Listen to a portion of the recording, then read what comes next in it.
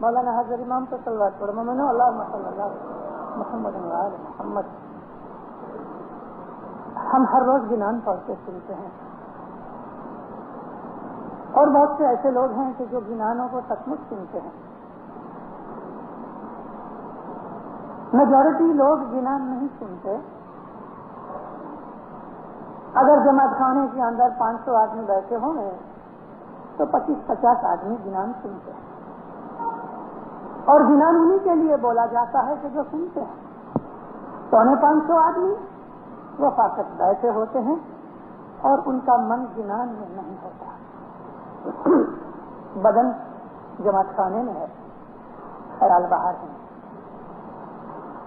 اس لیے ان کو پتہ نہیں لگتا کہ گنان میں کیا چیز ہے۔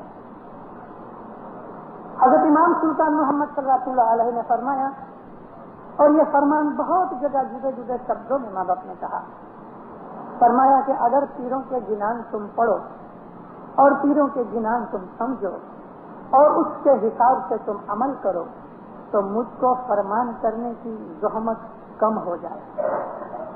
مجھے اس لیے زیادہ فرمان کرنے پڑتے ہیں کہ تم پیروں کے گنان نہ پڑھتے ہو، نہ سمجھتے ہو، نہ اس فرمان چلتے ہو۔ پیروں نے ہمیں سب چیز کہی، اور گنان لگ بھگ 800-850 برس کے گاڑے کے اندر پھیلے ہوئے ہیں۔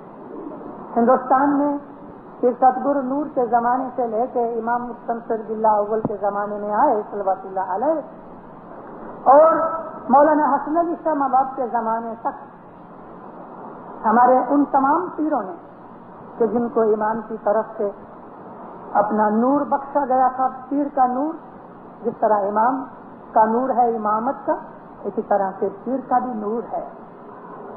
یہ دونوں شاہ پیر ہمارے مذہب کے اندر ایمان کا پایا ہے، یہی اللہ رسول ہیں، اسی کو ہم شاہ پیر کہتے ہیں۔ یہی وہ کلمہ ہے جس کے لیے ہم شہادت دیتے ہیں، لا الہ الا اللہ محمد رسول اللہ۔ اللہ کا نور امامت کا نور ہے، نبوت کا نور پیر کا نور ہے۔ ان دونوں کے نام سے ہی عبادت ہوتی ہے، اور وہ سب پیر اور ان پیروں کی اولاد میں سے بھی کہ جن کے پاس پیر کا جامہ نہیں تھا، پیر کی حضرت امام کی طرف سے بخشی ہوئی ان کے پاس وہ اتھارٹی نہیں تھی کہ جو ان زمانوں کے اندر پیر کے پاس تھی، کیونکہ ایک وقت میں ایک ہی پیر ہوتا ہے، جس طرح ہر زمانے میں ایک ہی امام ہوتا ہے، 2 امام کبھی نہیں ہو سکتے، اسی طرح سے پیر بھی ایک ہی ہوتا ہے، 2 پیر کبھی نہیں ہو سکتے۔ مگر پیر اپنے ہاتھ کے نیچے اپنی اولاد میں سے، اپنے کٹمب میں سے مولانا حضرت امام کی اجازت اور رضا لے کے ان کو مشن کا کام دیتے تھے، اور یہ لوگ سید بھی کہلائے، باوا کہلائے، وکیل کہلائے، اور یہ پیروں کی اولاد دائیوں کے طور پہ جماعتوں میں جا کے واعظ نصیحت فرماتے تھے۔ اس طرح لگ بھگ 8 صدیاں گزری، 800 برس نکلے کہ ہمارے بے حساب گنان چھاپے گئے، بنائے گئے، پڑھے گئے۔ اب جو کچھ ہمارے پاس کلیکشن ہے گنانوں کا، وہ پتہ کتنا ہے؟ پانی کے ایک مٹکے میں سے 1 چمچہ پانی نکالو، اتنا۔ اصل گنان بہت سے لاسٹ ہو چکے۔ کس طرح لاسٹ ہوئے کہ پہلے زمانے کے اندر لوگ گنانوں کو لکھتے نہیں تھے، اس لیے نہیں لکھتے تھے، اتنی عزت کرتے تھے گنانوں کی کہ کبھی کاغذ کے اوپر تم نے لکھ دیا تو یہ کاغذ شاید زمین کے اوپر گر جائے گا، شاید تمہارے پاؤں کے نیچے آ جائے، شاید کیڑے مکوڑے کھا جائیں، اودی کھا جائے، تو گنان کی بے ادبی ہوتی ہے۔ یہی بات رسول پاک کے زمانے کے اندر مسلمانوں کے ساتھ تھی۔ انہوں نے قرآن کو لکھا نہیں، صرف مولا مرتضیٰ علی نے کلام، جس کو کلام مجید کہتے ہیں، اس کو اکٹھا کیا۔ نبی نے قرآن شریف کو اکٹھا نہیں کیا اپنے زمانے کے اندر، اور اسی وجہ سے پہلے خلیفہ ابو بکر کے زمانے کے اندر جب اس نے اپنا ارادہ ظاہر کیا، ابو بکر کی خلافت لگ بھگ 2.5 برس چلی، بہت بوڑھا تھا جب وہ خلافت کے اوپر آیا، تو اس نے کوشش کی، تو لوگوں نے اس کو کہا قرآن جمع کرو، نہیں تو لوگ ادھر ادھر بہت سی باتیں کریں گے۔ تو خود ابو بکر نے جماعت کے اندر یعنی مسجد میں ممبر پہ چڑھ کے لوگوں کو کہا کہ لوگ مجھے آ کے کہتے ہیں کہ میں کلام اللہ کو یعنی قرآن شریف کو لکھواؤں. میں تم کو پوچھتا ہوں اگر یہ اتنی امپورٹنٹ بات تھی تو رسول اللہ نے کیوں یہ کام نہیں کیا؟ کیا نبی نے غلطی کی؟ جو کام نبی نے نہیں کیا میں نہیں کرنا چاہتا، نہیں کیا. عثمان کے زمانے کے اندر پھر قرآن شریف کو اکٹھا کیا گیا. عمر کے زمانے میں بھی قرآن شریف اکٹھا نہیں کیا گیا، حالانکہ 21-22 سال تک عمر کی خلافت چلی. تو اس زمانے کے اندر لوگ بائی ہارٹ کرتے تھے. ہندوستان کے اندر عرب لوگوں سے علم زیادہ تھا اور عربوں سے زیادہ ہندوستان کلچرڈ تھا.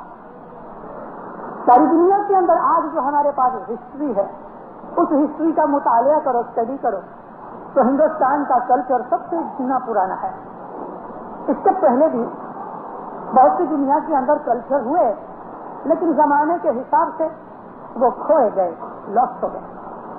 تو ہندوستان کے اندر جب مرید بنائے گئے تو وہ اپنے پیر کی اتنی عزت کرتے تھے، امام کے پاس تو پہنچ نہیں سکتے تھے.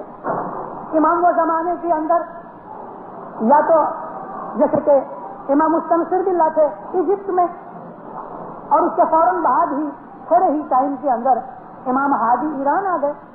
تو ایران کے اندر امامت ہونے کی وجہ سے مسافریاں وہ زمانے میں مشکل تھی، لوگوں کے پاس پیسے بھی نہیں تھے، لوگ امام کے پاس تو جا بھی نہیں سکتے تھے اور ڈرتے تھے میں مولا کے پاس کیسے جاؤں. پیروں کے ساتھ ان کا تعلق تھا اور پیروں سے بھی اتنی عزت اور محبت کرتے تھے کہ پیر کے سامنے آنکھ اونچی کر کے اس کی آنکھ میں آنکھ نہیں ڈالتے تھے، نظر نیچی ہوتی تھی. ہم حضر امام کو ٹک ٹکی باندھ کے دیکھتے رہتے ہیں، حقیقت ایسی نہیں.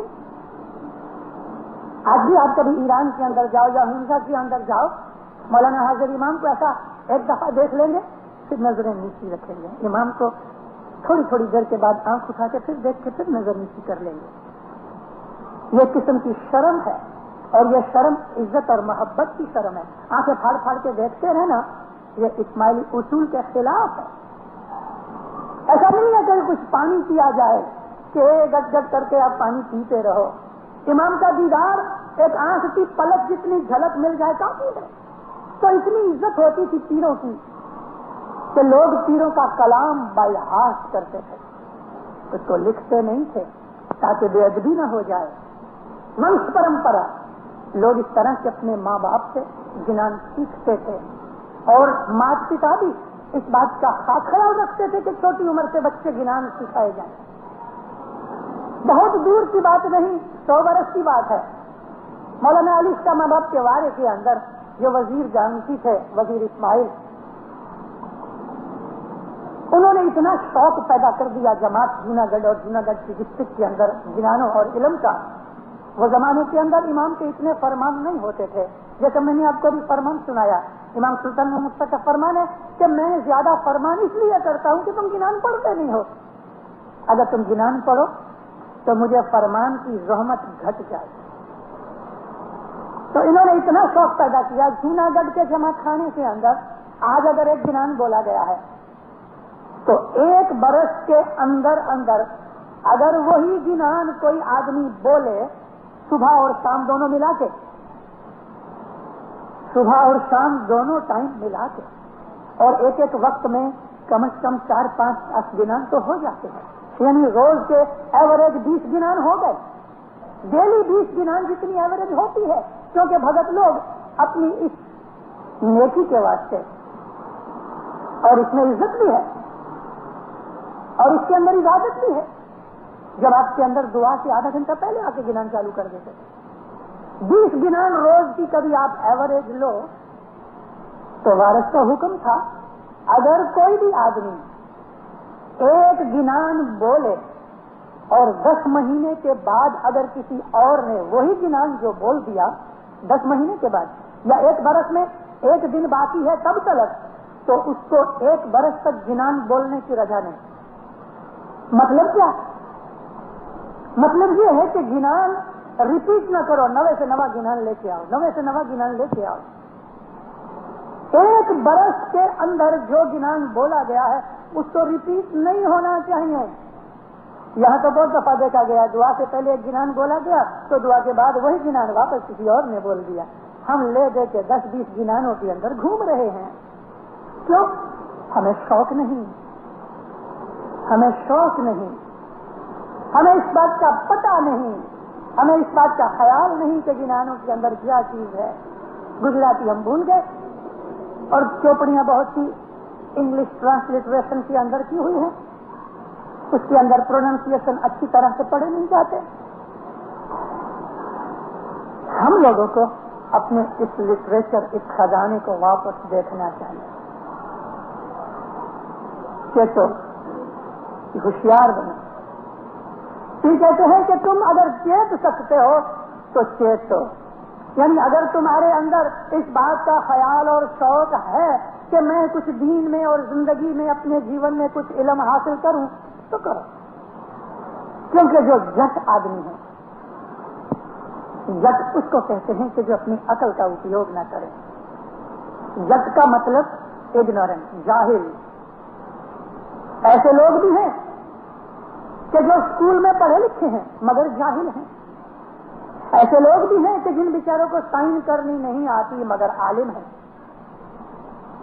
لکھنا پڑھنا کچھ علم نہیں، سمجھنا اور سوچنا علم ہے. اکبر بادشاہ پڑھا لکھا نہیں تھا، یعنی نہ اس کو پڑھنا آتا تھا نہ لکھنا آتا تھا. 12 سال کی عمر میں بیرم خان نے ایک دفعہ بھول سے اس کو اونگی کتاب دے دی. سوچ کے اس نے فوراً سیدھی کر لی، حالانکہ وہ پڑھا لکھا نہیں تھا، مگر وہ سمجھ گیا کہ کتاب کس طرح شروع ہوتی ہے اور کتاب کے پیج کے نمبر اوپر لکھے جاتے ہیں اس زمانے کے اندر. تو اس نے فوراً دیکھا، حالانکہ پڑھا لکھا نہیں تھا مگر اتنا چالاک ہوشیار تھا. اسی چالاکی، ہوشیاری، یاد کا اور انٹرسٹ اور دلچسپی کا نام ہی علم ہے. آدمی کو علم سن کے، دیکھ کے، سوچ کے، دعا مانگ کے یا کتابیں پڑھ کے آتا ہے. جو لوگ پڑھنا جانتے ہیں ان کے لیے یہ سہولت بہت آسان ہے کہ وہ اپنی فرصت کے ٹائم پہ، جب ان کو فرصت ہوئے، وہ اپنے گھر میں بیٹھ کے یا بیڈ کے اندر سونے سے پہلے کلاک آدھا کلاک کچھ اچھی کتاب پڑھتے ہیں. مبارک ہے ان لوگوں کو. رسول اللہ نے تو اتنا اس بات کے اوپر زور دیا ہوا ہے کہ ہمارے پاس بہت سی حدیثیں ہیں نبی پاک صلی اللہ علیہ وسلم کی. طلب العلم فریضۃ علی کل المؤمنین والمؤمنات والمسلمین والمسلمات. ہر ایک مسلمان عورت اور مرد کے اوپر، ہر ایک مسلمان، ہر ایک مومن عورت اور مرد کے اوپر علم کا سیکھنا فرض ہے. لفظ فرض کو ڈیوٹی کہا گیا. جیسے نماز پڑھنا فرض ہے، دعا پڑھنا، 10 وقت زکات دینا فرض ہے، اسی طرح سے علم سیکھنا فرض ہے. طلب العلم ولو فی الصین، تم علم حاصل کرو بھلے وہ چین میں ملے. اس زمانے کے اندر چائنا میں جانا بہت مشکل تھا. عربستان اور چائنا کا آپ کبھی نقشے میں حساب دیکھو تو بہت مشکل ہوتا تھا. سمر جاتے بھی تھے، راستے کے اندر بڑی بڑی اونچے پہاڑ آتے ہیں اور عرب لوگ بہت ٹھنڈی برداشت نہیں کر سکتے، گرمی برداشت کر لیتے ہیں. پھر بھی نبی نے فرمایا کہ اگر چین کے اندر بھی تم کو جا کر علم ملے تو جاؤ، علم حاصل کرو. طلب العلم من مہد الی لحد، تم علم حاصل کرو گھوڑیے میں سے لے کے. ایکچولی مہد کہتے ہیں ماں کے ادر کو، مگر یہاں اشارہ گھوڑیے کا ہے. ماں کی گود کو بھی مہد کہتے ہیں. ماں کے کھوڑے میں بچہ سویا ہوتا ہے وہ مہد ہے، لیکن اصل میں مہد کا مطلب ماں کا شکم. تو حضور نے فرمایا کہ ماں کے کھوڑے میں سے لے کر اپنی قبر تک علم حاصل کرو. کیسی اچھی حدیث ہے. ماں کے کھوڑے سے لے کے قبر تک علم پڑھو، آخر دم تک بھی علم پڑھو. ہمارے کئی لوگ ہیں جو اپنی زندگی کا ٹائم فضول ویسٹ کرتے ہیں. کوئی پتے کھیلتا ہے، کوئی جگار کھیلتا ہے، کوئی سنیما میں جاتا ہے ریگولرلی، کوئی شراب کے پیچھے میں بیٹھے ہوتے ہیں. بعض ایسے آدمی ہیں کہ جو بیٹھ کے گپے ہی مارتے ہیں. کئی آدمی ریگولر ان چیزوں کے لیے اپنی زندگی کے اندر تھوڑی بہت نردوش رمت گمت موج مزہ کرنے کی ہمارے مذہب نے چھوٹ دی ہے. کبھی کبھی یاروں دوستوں کے ساتھ بیٹھ کے پتے کھیلنا کوئی گناہ نہیں. کبھی کبھی یاروں دوستوں کے ساتھ بیٹھ کے گھڑی آدھا گھڑی جوک کرنا, ادھر ادھر کی باتیں کرنا جس میں کوئی نندا نہیں, بدگوئی نہیں, گناہ نہیں, اس کو کوئی خراب نہیں. کبھی کبھی سنیما چلے جانا, 2 گھڑی انسان تھوڑا ریلیکس ہو جاوے, کوئی گناہ نہیں, کوئی خراب نہیں. لیکن ان تمام چیزوں کو ہم اپنے جیون کی نیسیسٹیز بنا ڈالیں, وہ گناہ ہے. پتے کے بغیر ہمیں نہیں چلتا, سنیما کے بغیر ہمیں نہیں چلتا, گپ گولے کے بغیر ہمیں نہیں چلتا. کبھی ہماری زندگی کی یہ چیزیں نیسیسٹی بن گئی ہیں تو سچ کہتا ہوں گناہ ہے. کیوں کہ وہ لائف جو خدا تعالیٰ نے اپنے نور کی شناخت کے لیے, دوسروں کے بھلے کے لیے, دنیا میں نیکی پھیلانے کے لیے دی گئی ہے, کسی کا کام کرنے کے لیے, کسی کی سیوا کرنے کے لیے دی گئی ہے, وہ ٹائم, وہ لائف ہم دنیا کی بدگوئیوں اور خرابیوں اور شیطانی کام کے اندر ویسٹ کر کے خدا تعالیٰ کے سامنا گناہ کرتے ہیں. یہ چیز بری ہے. نردوش رمت گمت حضرت امام سلطان محمد صلی اللہ علیہ فرمایا, میرے دین کے اندر رضا ہے, پھرو کھاؤ پیو, تھوڑا ریلیکس بھی ہو جاؤ, کبھی کبھی یاروں دوستوں کے ساتھ بیٹھ کے ہنسی مذاق بھی کرو, مگر ہر کام کے اندر یہ چیز تو ضرور نظر میں رکھو کہ یہ کرنے سے کوئی نافرمانی تو نہیں ہوتی, یہ کرنے سے کوئی گناہ تو نہیں, ایسا کام کرنے سے کوئی بڑی برائی تو نہیں. وہ چیز کبھی علم حاصل کرنے میں لگائی جائے تو بدر کی لڑائی کے اندر 1050 کافرین آئے رسول اللہ کے سامنے لڑنے کے لیے, اور یہاں 313 آدمی تھے. کافر لوگوں میں 1/3 آدمی مارے گئے, لگ بھگ 350 آدمی مارے گئے. اتنے ہی لگ بھگ 1/3 جتنے بھاگ گئے اور باقی 1/3 جتنے مسلمانوں نے پکڑ لیے. 320 آدمی کے 321 آدمی پرزنر بنائے گئے, پرزنر آف وار, ان کو پکڑ لیا گیا کیونکہ باقی لوگ بھاگ گئے. یہ جو پکڑے ہوئے قیدی 320 یا 321 مدینے کے اندر رسول اللہ کے سامنے رپورٹ پیش کی گئی کہ یا نبی یہ قیدی اتنے پکڑے گئے. حضور نے فرمایا ان کے کھانے پینے کا انتظام کرو. ان کو کھانا پینا دیا گیا.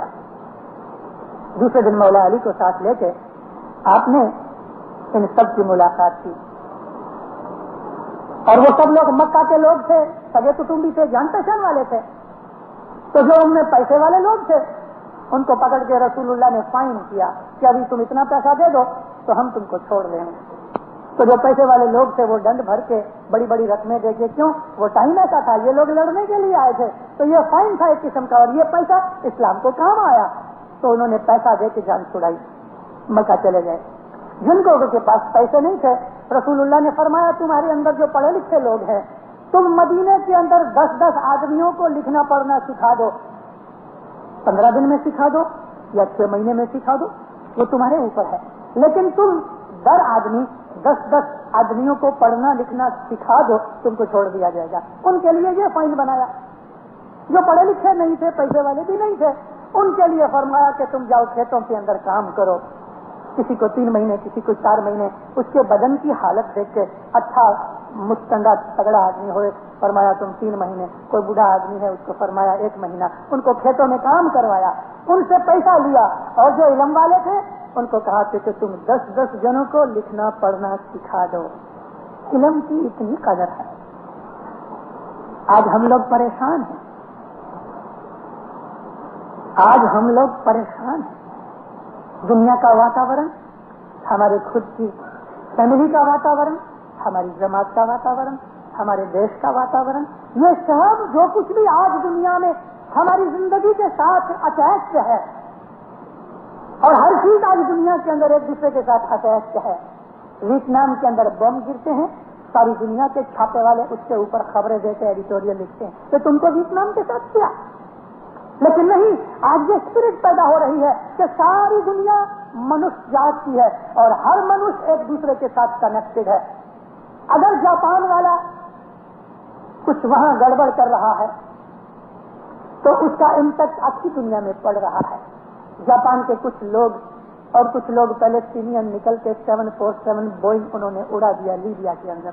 آخری دنیا کے اندر اس کا ہو واپا ہوا. فرانس کو ایٹم بم کا بلاسٹ کرنا تھا تو آخری دنیا نے اس کے وروج کے اندر چرچا کی. آج ساری دنیا ایک کٹمب بنی ہوئی ہے. بھلے یہ باتیں ہیں کہ یونائٹڈ نیشنز کے چارٹر کے اندر اس بات کی سائن کی ہوئی ہے کہ کوئی دیش دوسرے دیش کے اندر کے معاملے کے اندر گڑبڑ نہ کرے، دخل نہ دے، لیکن پھر بھی آج منشیہ ایک دوسرے کے نزدیک اتنا آ چکا ہے کہ کہیں بھی دنیا کے اندر کوئی بناؤ بنتا ہے، ساری دنیا کے اوپر اس کا مینٹل اثر ہوتا ہے۔ اس کارن سے یہ چیزیں اور بڑھیں گی۔ یہ جو آج واتاورن آپ دیکھ رہے ہو، یہ پیروں نے جنان میں لکھا ہوا ہے، یہ پیروں نے لکھا ہوا ہے۔ پیروں نے یہ بھی ہم کو کہا ہوا ہے کہ جو ابھی نہیں ہوا لیکن ہوئے گا، بھلے 50 برس کے بعد ہوئے یا 100 برس کے بعد ہوئے۔ پیروں نے کہا ہے کہ یہ ذات کہ بھئی یہ ایشین ہے، یہ افریقن ہے، یہ یورپین ہے، یہ جاپانیز ہے، یہ انڈین ہے، یہ پاکستانی، یہ مسلمان، یہ ہندو، یہ یہودی، یہ عیسائی۔ پیر کہتے ہیں یہ سب مٹ جائے گا، یہ مٹ جائے گا سب کچھ۔ پاسپورٹ مٹ جائیں گے، کسٹم نکل جائیں گے، امیگریشن نکل جائے گی، کرنسی نکل جائے گی، ساری دنیا ایک راج بنے گی، ساری دنیا ایک قوم بنے گی، ساری دنیا کا ایک مذہب بنے گا، ساری دنیا کا ایک ورن ہو جائے گا، کوئی ایک دوسرے کے اوپر انگلی نہیں اٹھا سکے گا، ایک ہو جائیں گے۔ جن لوگوں کو ویزا ملتی ہے کینیڈا جانے کی، پرماننٹ ویزا جن کو ملتی ہے، اور جب وہ کینیڈا کی کسی ایئرپورٹ کے اوپر اترتے ہیں اور امیگریشن کے اندر پہلے جانا پڑتا ہے، امیگریشن آفیسر کھڑے ہو کے ان کو شیک ہینڈ کرتا ہے، welcome to my country, now it is your country, so I must say welcome to our country. خوش ہوتا ہے، اتنا اس کو آوکار دیتے ہیں۔ پھر اس کو کہتے ہیں دیکھو ادھر کوئی بھی کالا گورا تمہارے اوپر انگلی نہیں کرے گا، کوئی تم کو یہ نہیں کہے گا کہ تم فارینر ہو، کیونکہ کینیڈا کے اندر سب فارینر ہیں۔ صرف برٹش کولمبیا کی سائڈ میں لگ بھگ 3 لاکھ جتنے اوریجنل ریڈ انڈینز ایسکیموز ہیں، 3 لاکھ جتنے۔ کینیڈا کی بستی 2 کروڑ 40 لاکھ کی ہے، 2 کروڑ 40 لاکھ کے اندر 24 ملین کے اندر 3 ملین بھی نہیں ہے، 3 لاکھ ہیں، لیس دین 1/3 ملین۔ 2 کروڑ 40 لاکھ کی بستی کے اندر یہ جو 3 لاکھ آدمی ہیں وہ بیچارے ادھر ریموٹ پلیسز میں پڑے ہوئے ہیں۔ باقی آپ کہیں بھی جاؤ، آپ کو جو بھی آدمی ملتا ہے وہ آپ کی طرح ہی باہر کے دیش میں سے آ کے بچا ہوا ہے، اس لیے کوئی نہیں کہے گا کہ تم یہاں وطنی نہیں ہو، تم باہر سے آئے ہو، کیونکہ سب باہر سے ہی آئے ہوئے ہیں۔ ایک ورن ہو گیا، رنگ بھید بھی نکل گیا۔ یہ چیز دنیا میں بنے گی۔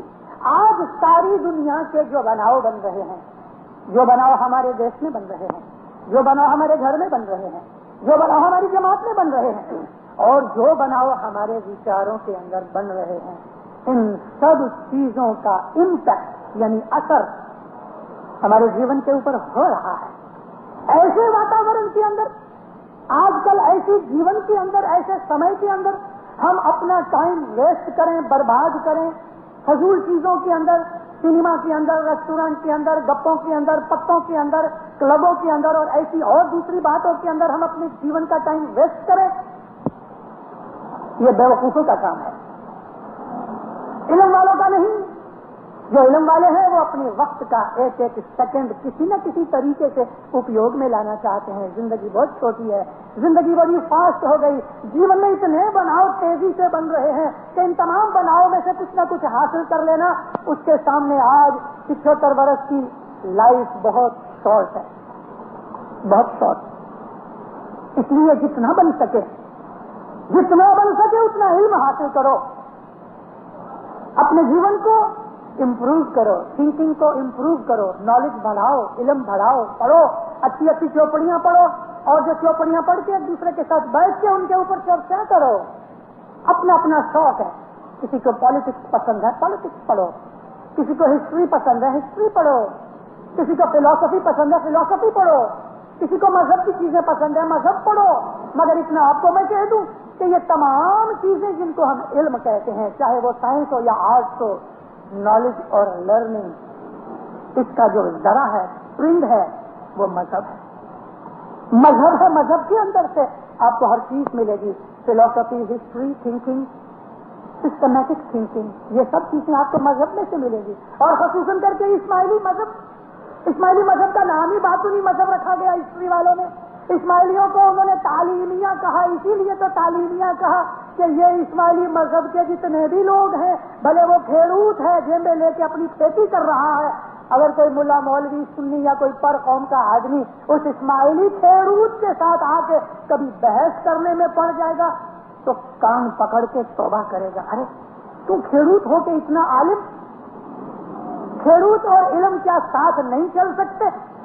چل سکتے ہیں، بالکل چل سکتے ہیں۔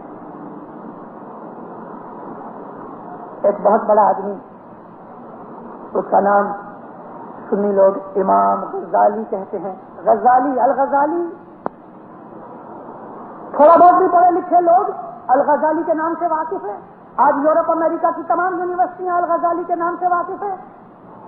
اپنے زمانے کا زبردست آدمی تھا علم میں، اور انڈیپینڈنٹ تھنکر تھا، یعنی سوتنتر مائنڈ کا آدمی تھا۔ سوچتے سوچتے اس کو ایسا ہوا کہ یہ جو اہل سنت جماعت میرے سنی بھائی جس طریقے سے اسلام کے اوپر عمل کر رہے ہیں یہ برابر نہیں ہے۔ غزالی کی کتابیں پڑھو، اس میں سنیوں کے سامنے کون ہے کہ شیعوں کو وہ زمانے میں رافضی کہتے تھے، آج بھی کئی لوگ ان کو رافضی کہتے ہیں۔ رافضی اس کو کہتے ہیں کہ جو دھرم کے اندر کوئی نئی بات نکالے، حالانکہ اس کا نام ہے بدعتی، مگر سنیوں نے شیعوں کو، کیونکہ شیعہ لوگ امام کو مانتے ہیں، ان کی نماز الگ ہے، یہ الگ مسجد بناتے ہیں، الگ طریقے سے رہتے ہیں، تو سنیوں نے شیعوں کو رافضی کہا کہ انہوں نے دین کے اندر کوئی ٹوٹ کھڑا کیا۔ تو غزالی شیعوں کے پاس گیا،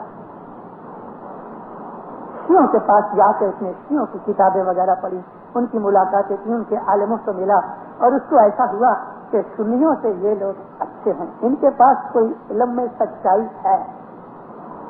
یہ پڑھتے پڑھتے پڑھتے پھر اس کو پتہ لگا، ہر جگہ سنے تعلیمیہ تعلیمیہ، بھائی تعلیمیہ کون؟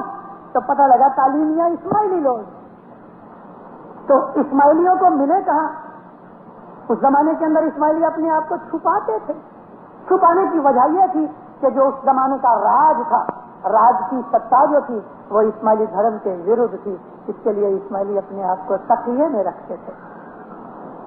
اور ہمارے مذہب کا اصول ہے، تمہارے اوپر جب کوئی دنیا کا ظلم آ جائے اور بڑا آفت آ جائے تو اپنے مذہب کو، اگر جان مال اولاد وغیرہ ایمان کی سلامتی کے خیال سے کل مذہب کو چھپانا پڑے، چھوڑنا پڑے نہیں، چھپانا پڑے تو اپنے مذہب کو چھپا لو۔ یہ ہمارے مذہب کے اندر رضا ہے، اپنے مذہب کو چھپا لو۔ لیکن ہم نے ایسا کبھی نہیں کیا کہ دنیا کی کسی فورس کے سامنے اپنا مذہب چھوڑ دیا، کبھی نہیں ہوا، کبھی نہیں ہوا۔ ہم نے اپنا مذہب چھپایا ضرور، لیکن کبھی ایسا موقع آ گیا کہ ہم کو زبردستی سے منہ میں انگلی ڈال کے مذہب ظاہر کرنا پڑا تو ہم نے مذہب ظاہر کر دیا، جانیں دے دی، اولادیں قربان کر دی، ملکت مکان کے اوپر ٹریکٹر پھرا دیے، ہم نے سب قبول کر لیا، لیکن مذہب کو نہیں چھوڑا، کبھی نہیں چھوڑا۔ آپ حضرت امام کے فرمان پڑھو، میں فرمایا ہماری جماعت نے یہ بھول کبھی نہیں کی، خود امام سرٹیفکیٹ دیتے ہیں، شاہ کریم صلی اللہ علیہ کا فرمان ہے کہ ہماری جماعت نے یہ بھول کبھی نہیں کی کہ انہوں نے دین کے اوپر دنیا کو امپوز کیا ہوئے، ایسا ہم نے کبھی نہیں کیا اور انشاءاللہ کبھی نہیں کریں گے، کیونکہ ہمارے اسماعیلیوں کے اس سیکریفائس کا جو مادہ ہے اس کے اوپر سے ہماری دھڑتا، ہمارے علم اور ہماری اس جان فشانی جو حاضر امام کی حضور کی وجہ سے ہے، ہم نے ساری دنیا کے اندر سچائی کو قائم رکھا ہوا ہے، کیونکہ امام یہاں ہمارے پاس ہے۔ تو اسماعیلیوں کو ڈھونڈتے ڈھونڈتے الغزالی سفر کرتے رستے میں ایک کھیتر میں سے نکلا، ایک 40-50 برس کا آدمی کھیڑوت اپنی کھیتی کر رہا تھا، گدھا ایک طرف چر رہا تھا، پیاس لگی، اس کو کہتا ہے مجھے پانی چاہیے، دکھایا، پانی پلایا، کہا کھانا کھا کے جاؤ، مسافر لگتے ہو، بولا ہاں چلو میرے ساتھ، اس کو گھر لے آیا، کھانا کھلایا۔ غزالی کو ابھی تک پتا نہیں لگا کہ یہ کون ہے اور پوچھنے کی ہمت بھی نہ ہوئی تھی۔ کھانا پینا کھا کے جب آرام سے بیٹھے، باہر سے اس کا لڑکا آیا، باپا کو اس نے یا علی مدد کہی، فوراً بھڑکا، یا علی مدد تو اسماعیلی کے سوا اور کوئی نہیں کہیں گے، یہ ہمارا خاص سلام ہے، اور ہمیں اس بات میں کوئی شرم نہیں، نہ ہمیں کوئی شرم کرنی ہے۔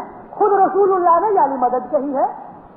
خیبر کی لڑائی فتح نہیں ہوتی تھی تو رسول اللہ نے یا علی تو کہا، یا علی ادرکنی، اے علی میری مدد کر۔ مدد کا جو لفظ ہے عربی بھی ہے فارسی بھی ہے، المدد، خود رسول اللہ نے یا علی مدد کہی ہے تو ہم کو یا علی مدد میں کوئی شرم نہیں۔ آپس میں جب ہم ملتے ہیں ہم یا علی مدد کہتے ہیں، غیروں کے ساتھ ملتے ہیں تو کسی کو ہم سلام کہتے ہیں، کسی کو ہم گڈ مارننگ کہتے ہیں، کسی کو جامو کہتے ہیں، لیکن اسماعیلی کی ایک دوسرے کی گریٹنگز جو ہے یا علی مدد۔ اب اس کو پتہ لگا یہ تو کوئی اسماعیلی ہے، کم از کم شیعہ تو ضرور ہے، کیونکہ شیعہ بھی یا علی مدد کہتے ہیں، اور ہم اسماعیلیوں نے چونکہ یا علی مدد زیادہ قائم رکھی اس لیے دوسرے شیعوں نے خصوصاً اثناعشریوں نے اب یا علی مدد کہنا چھوڑ دیا، کیونکہ یا علی مدد کا سکہ اسماعیلی سکہ ہے۔ شیعہ آپس میں یا علی مدد ضرور کہیں گے، لیکن جو کھوجا اثناعشری ہمارے میں سے نکل چکے ہیں وہ یا علی مدد نہیں کہتے، اس لیے کہ یہ اسماعیلی سکہ ہے، اسماعیلی سکہ ہے۔ غزالی نے اس کو پوچھا، آپ شیعہ ہو؟ کہا ہاں۔ کون سے شیعہ؟ ہنس کے کہا بھی تم کو پتہ لگ گیا میں اسماعیلی تعلیم یا ہاں۔ بھلا آپ کا کوئی عالم آدمی مجھے آپ بتا سکتے ہو؟ اس نے سمجھے یہ کھیلوت آدمی ہے، چڈی وغیرہ کے اندر یا چھوٹے سے وہ کپڑا لپیٹ کے اوپر بدن اس کا ننگا ہے، غریب آدمی ہے، بیٹھنے کا کھٹلا بھی نہیں، زمین پہ بیٹھا ہے، اس کو علم کے ساتھ کیا سبب؟ تو پوچھتا ہے مجھے کوئی آپ کی جماعت کا قوم کا کوئی عالم آدمی مجھے بتاؤ گے، ملا دو گے؟ تو پوچھتا ہے تمہیں کیا پوچھنا ہے؟ تو جب اس کے ساتھ اس نے سوال کیے تو حیران رہ گیا، اتنا بڑا عالم اس کھیڑوت کے سامنے ایک بچہ بن گیا۔ یہ اس کا شوق تھا، وہ اسماعیلی مذہب کے اندر آیا۔ الغزالی اسماعیلی مذہب میں آیا، اسماعیلی بنا، اسماعیلی علم سیکھا، کیونکہ وہ بہت بڑا نامچین آدمی تھا، بہت بڑا پالیٹکس کے اندر بھاگ لینے والا تھا، دنیا بھر کے سنیوں کا زبردست عالم تھا، اور اگر وہ اب اسماعیلی بن گیا ہے تو بڑی ہو گئی، اس کو مارا بھی، چوٹیں آئیں، زخم لگے، اور اس نے پھر وہی اسماعیلی طریقہ اختیار کر کے اپنے آپ کو تکیے میں لے لیا اور اپنے آپ کو صوفی ظاہر کیا۔ تھا اسماعیلی اور اسماعیلی ہی مرا ہے وہ، مگر اس نے اپنے آپ کو پھر صوفی ظاہر کر دیا، اس لیے کہ اگر وہ مارا گیا تو جو کام اس کو کرنا تھا، اس نے جو علم کی کتابیں لکھی وہ نہ لکھ سکتا، اپنی جان بچانے کے لیے، علم کی خدمت کرنے کے لیے اس نے کہا کہ میں صوفی ہوں۔ اس طرح سے اس نے علم حاصل کیا۔ مجھے کہنے کا مطلب یہ تھا کہ اگر اسماعیلی کھیڑوت بھی ہے تو اس کے پاس بھی ایسا علم ہے کہ دنیا کے بڑے بڑے عالموں کو تھکا دے گے۔ یہ اسماعیلی مذہب کی شان ہے۔ یہاں ہم لوگ بیٹھے ہیں، ہمارے پاس کتنا علم ہے، اس لیے پیر کہتے ہیں چیتو، ہوشیار بنو، سمجھو، پڑھو، علم حاصل کرو، ایڈوانس بنو، اور اپنی جماعت کا، مذہب کا، امام کا اور منشیات کا کوئی بھلے کا کام کرو۔ اس سے جنان ہمارے بھرے پڑے ہوئے ہیں۔ انشاءاللہ تھوڑے ٹائم کے اندر جنان کی کلاسز ہم شروع کریں گے، جماعت کے اندر جنان کی ایسی علم کی کلاسز شروع ہوئیں گی، مگر ہوئیں گی آج ہی رات کو نہیں ہوئیں گی، مگر ہو سکتی ہیں آپ کے گھر میں۔ آج کیوں نہ آپ کوئی اچھی چوپڑی پڑھو، آج ہی جنان پڑھو، فرمان پڑھو، ہسٹری پڑھو، علم حاصل کرو، اور اپنے جیون کا فضول ٹائم گپ سپ کے اندر ویسٹ نہ کرو، عبادت کرو، علم حاصل کرو۔ دیکھو آپ کے جیون میں اور آپ کی اولاد کے جیون میں کتنا بڑا فرق آ جائے گا۔ انشاءاللہ تعالیٰ سکھی آباد رہو، مولا ایمان دیدار نصیب کرے، نیک مرادیں پوری کرے، حقیقتی سمجھ کرے، فرمان بردار مومن بناوے، بدیوں برائیوں گناہوں نافرمانیوں سے بچاوے، اپنی پناہ صدر چھایا میں رکھے، ظاہر باطن دیدار نصیب کرے۔